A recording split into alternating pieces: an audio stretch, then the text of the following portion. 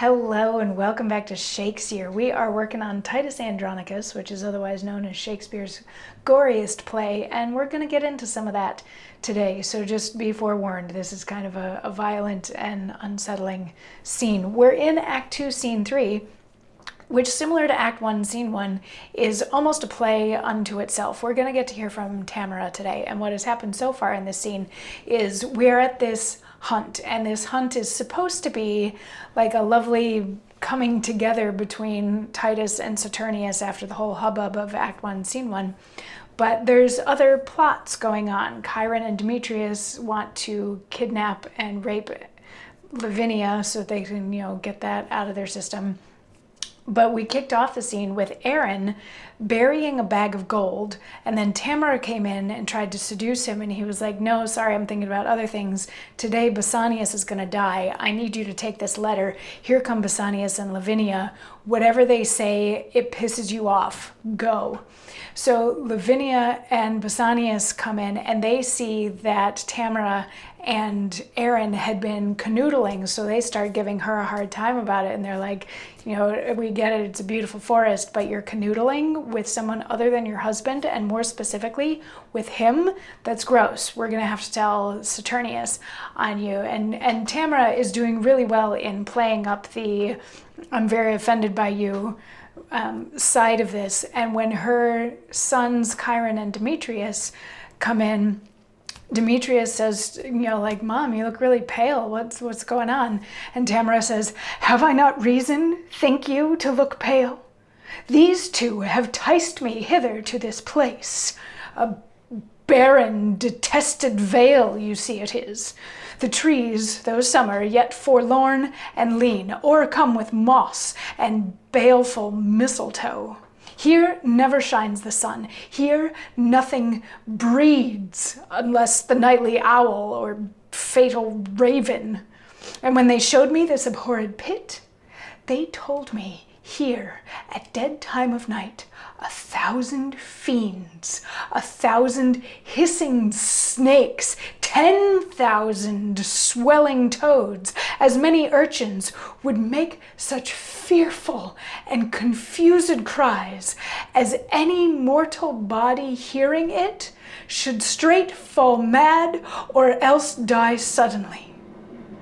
No sooner had they told this hellish tale, but straight they told me they would bind me here unto the body of a dismal ewe and leave me to this miserable death. And then they called me foul adulteress, lascivious Goth, and all the bitterest terms that ever ear did hear to such effect. And had you not by wondrous fortune come, this vengeance on me had they executed. Revenge it, as you love your mother's life, or be ye not henceforth called my children.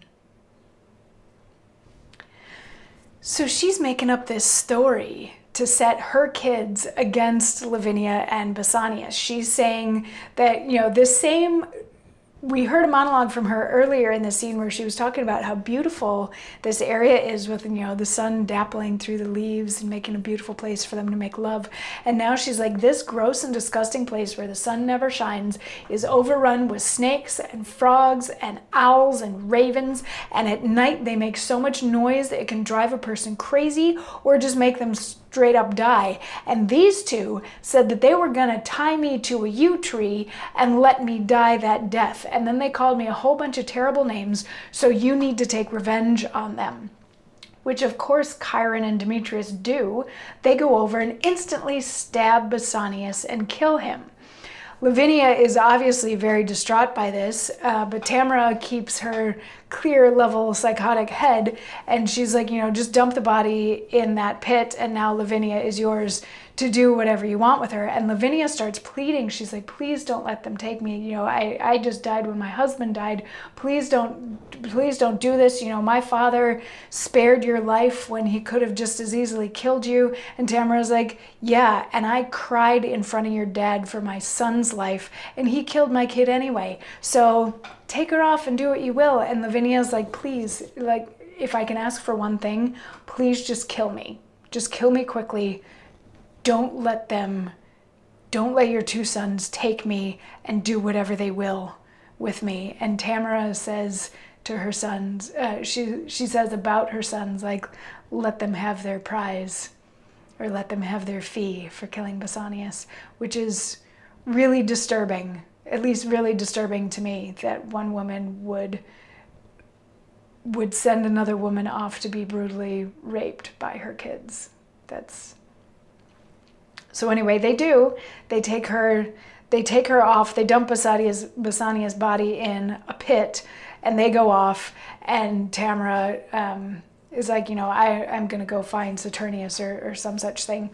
Aaron, she leaves the stage. Aaron comes in with Marcius and Quintus, who are two of Titus's remaining sons, and he's like, oh, over here's the pit where I found the panther.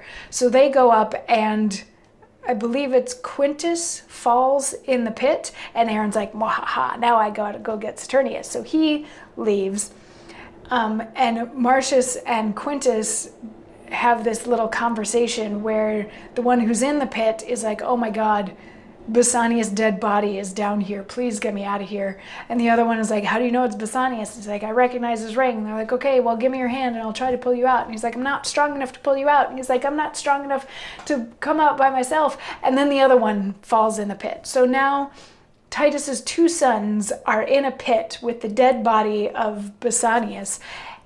When Saturnius and Tamora and Aaron and Titus all enter, and Saturnius is like, where's my brother? And they're like, he's dead down in the pit with the two boys that murdered him. And Tamora's like, yes, and I have this letter. Because remember, Aaron had given her a letter earlier in the scene. She's like, yes, I have this letter that actually Titus found and gave to me. And I must be too late. I was trying to find you and get you here before anything bad happened. And she gives the letter to Saturnius. And the letter is pretty poorly written, but very blatantly written, stating like, we got to get Basanius and kill him. And they're like, well, it's obviously the two guys down in the pit with him that killed him, so drag them out and we'll figure out the worst way to torture them that we can possibly think of. And Titus is like, please let them stand trial first. We don't even know for a fact that they did this.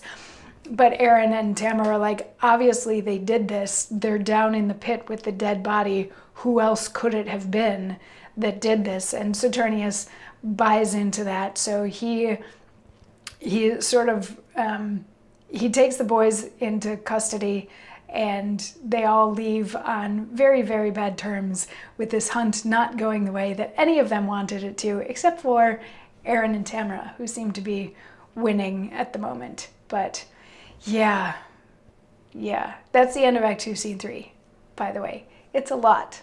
It's a lot. The body count is growing.